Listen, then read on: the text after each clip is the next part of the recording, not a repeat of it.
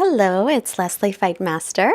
Welcome to 30 Days of Yoga for Beginners. This is day 1. We're going to come onto our backs with the knees bent to begin and spend a little time with our breathing. So get comfortable and just rest your hands on your belly and just listen or just feel the breath rise and fall in the belly as you breathe through your nose.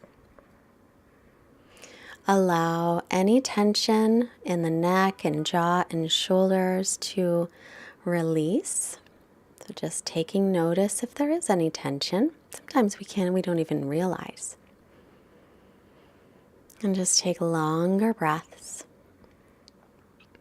So the breath in yoga is in and out through the nose. However, if you have any congestion, you're welcome to breathe through the mouth when you need to. The breath is very important. Every movement has a breath. We always want to connect our breath and our movement in our practice.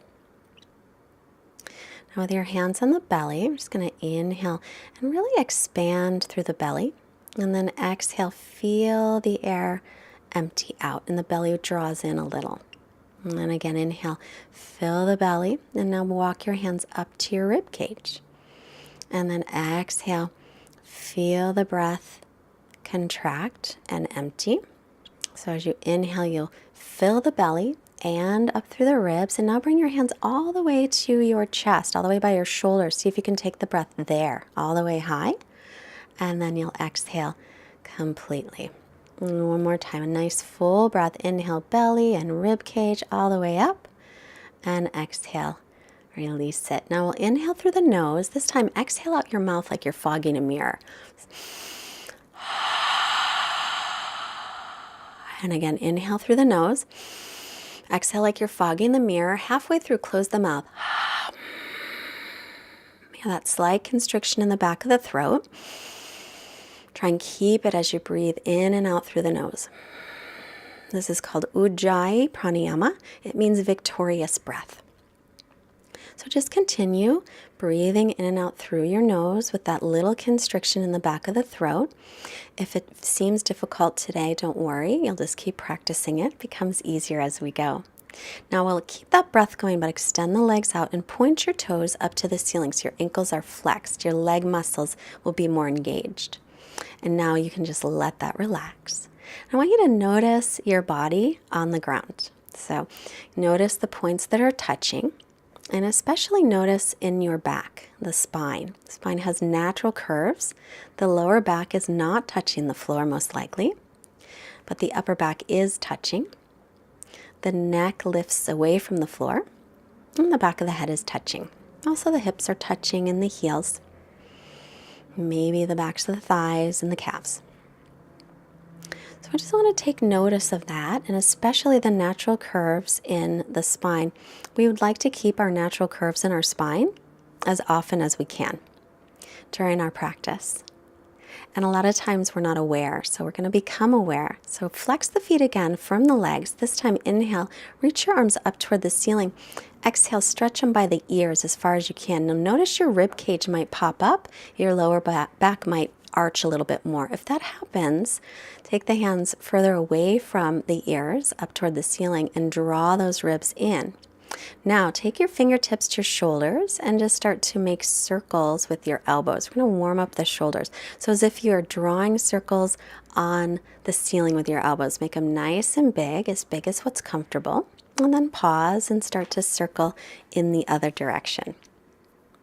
Keep the breath nice and steady. Don't forget about breathing.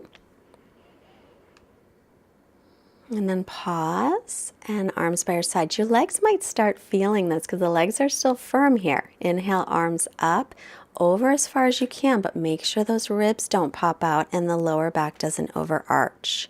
Let your shoulders relax away from the ears so they're not all bunched up.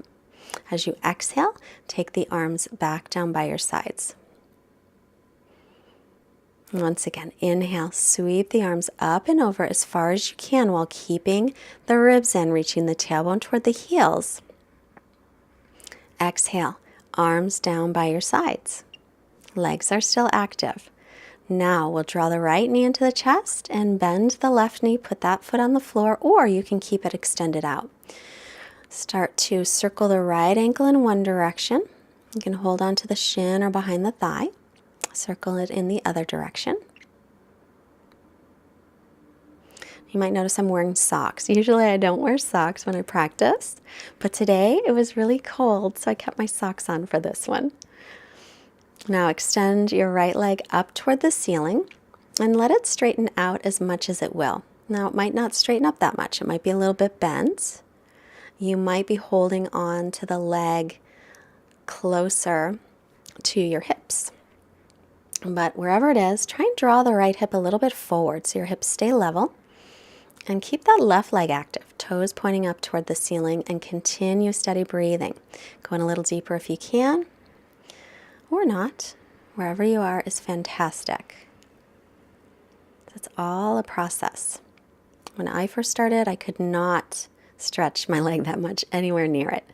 So now we'll switch. Bend the left knee, put that foot on the floor, and bend the right knee, draw the left knee in. Circle the left ankle in one direction.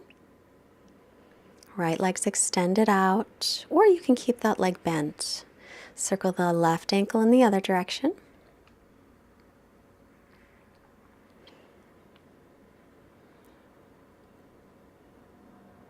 And then we'll extend the left leg up toward the ceiling. I'm holding on behind the thigh, but you can grab onto your pants and hold. Your knee can be bent, or if you can straighten out the leg, then straighten it. Drawing the left hip forward a little bit so your hips are level.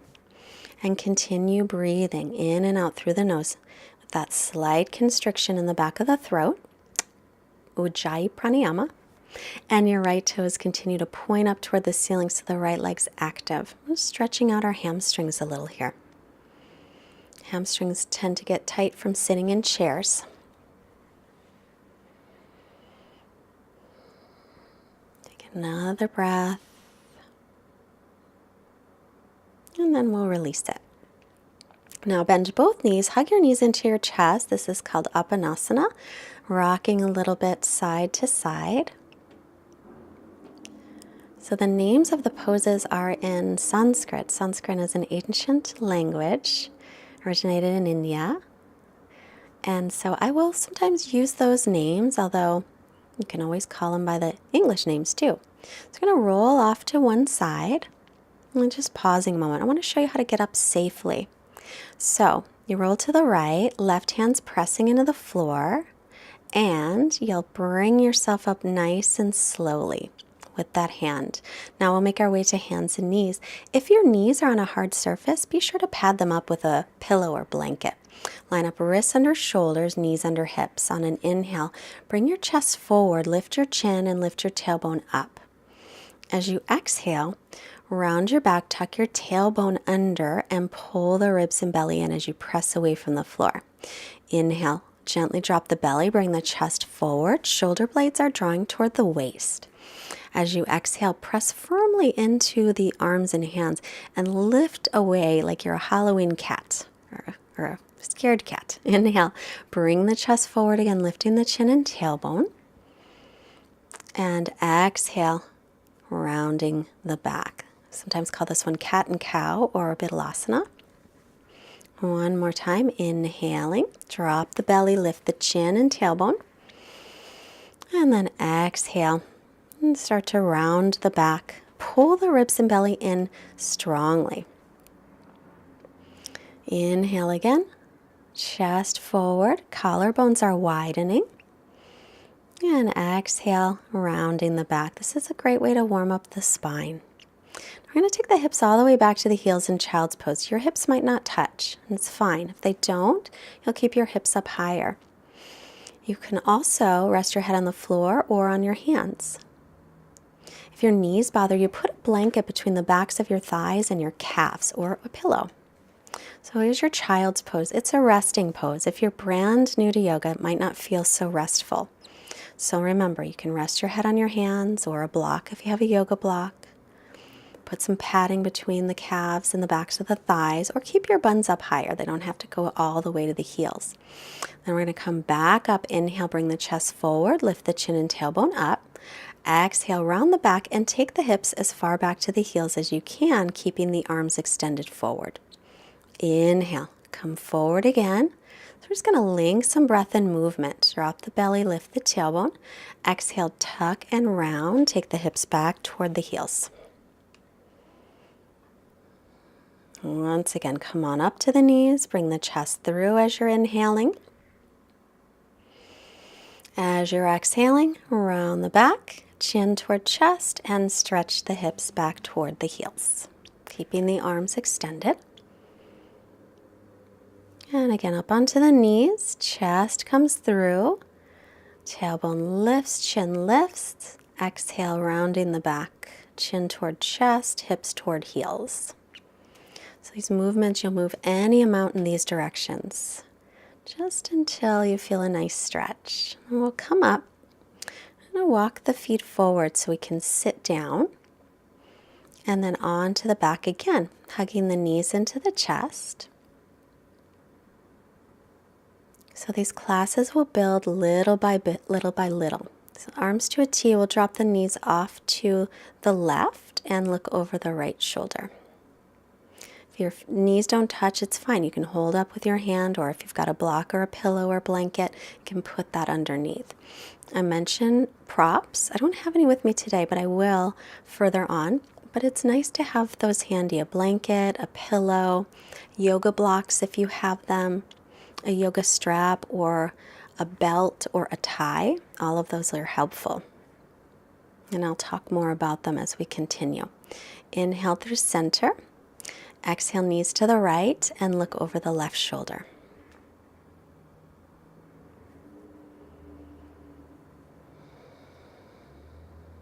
Long breaths. Again, relax. Relax your jaw, relax your shoulders, belly, hips. Let it all relax.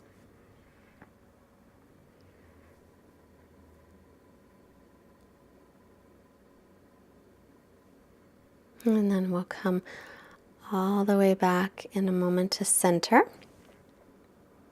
And we're going to set up in a moment for Shavasana. So this is our final pose. So it's probably the most important. Extending the legs out. Let your feet flop open. Bring your arms away from your torso with your palms up. Let your shoulder blades release toward the waist. If it bothers your low back, bend the knees and feet on the floor instead. And now close your eyes and relax. This is Shavasana. We try to be still and quiet for just a short period of time where we can practice being present.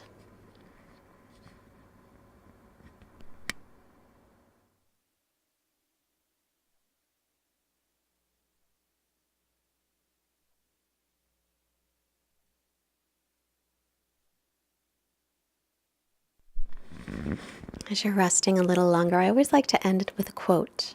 Today's quote is from Stanislavski, who said, "The longest, most exciting journey is the journey inwards." So this is the yoga journey. It's the journey inwards, and I'm so excited that you're on this journey with us. So let's start to stretch out the body, take a bigger breath, reach out through the arms and the legs. Bend the knees and roll off to one side. And then remember, you're going to slowly use your hand to press yourself up so your head comes up last. We want to keep the neck and back safe. And sit up crossing the shins. If that's not comfortable, then sit in a way that is, and bring your hands together in front of your chest. Let's bring our hands to the forehead to remind us to have clear and loving thoughts. And our hands to the heart, remind us to have clear and loving intentions. And our hands to the mouth, reminding us to have clear and loving communications. And we'll send out this wonderful energy to all beings everywhere. Namaste. The light in me recognizes and honors the light in you. Thank you so much for joining. So bowing forward any amount. Don't forget to subscribe to our channel.